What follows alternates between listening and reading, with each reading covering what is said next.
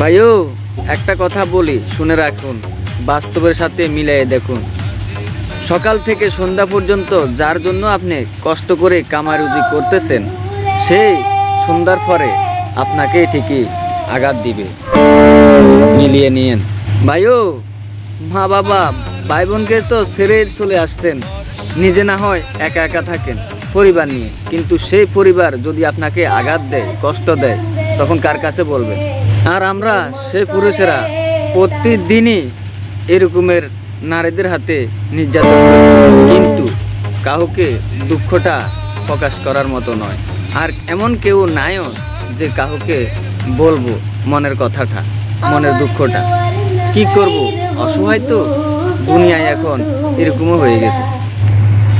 পুরুষদের হাতে থাকা সিগারেট যেভাবে দাফে দাফে জ্বলে, ঠিক সেইভাবে পুরুষের জীবনটাও দাফে দাফে কষ্টে কাটে। যদি আপনাদের পরিবারের লোক যদি সেই দুঃখ বেদনা যদি না বুঝে, তাহলে একটা কথা আপনারা তো সব সময় বলেন এবং শুনেন যে টাকা পয়সা যতদিন, ভালোবাসা থাকে ততদিন। ঠিক আমাদের মধ্যবিত্ত ফ্যামিলির পরিবারও এরকমের।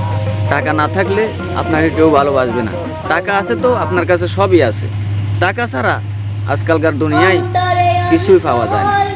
আর ঘরের পরিবার তো দূরের কথা।